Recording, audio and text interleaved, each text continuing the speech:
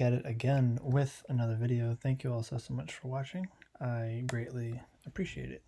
So this is another scenario based on if states were to vote the same if they were on one side of the Mississippi or the other. So west of the Mississippi, vote purple. East of the Mississippi would vote green.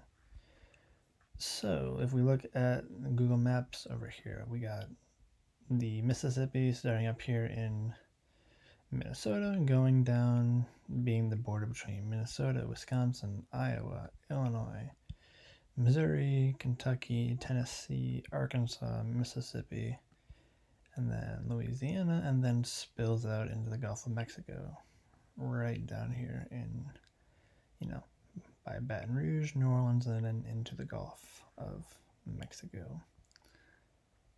So we're going to fill in states west of the Mississippi in purple, and states east of the Mississippi will fill in green. And we'll see who would win the presidency if that's the states that vote for you or not. So you need 270 to win. And I filled in Louisiana and Minnesota on the west side because they needed some states to, make it close. Because if we look at it, the end result will have a final result of, if you are east of the Mississippi, you would have 304. And if you had got all the states west of the Mississippi, you would get 234. Now you need 270 to win. And ultimately the East takes it by 34 votes. If the West would want to win, they would have to pick up a handful more states. But if states west of the Mississippi vote for a candidate, they get to 234. And if all the states east of the Mississippi vote with another candidate, they would get 304. So ultimately, the candidate who would get states east of the Mississippi would win the election at the presidential level.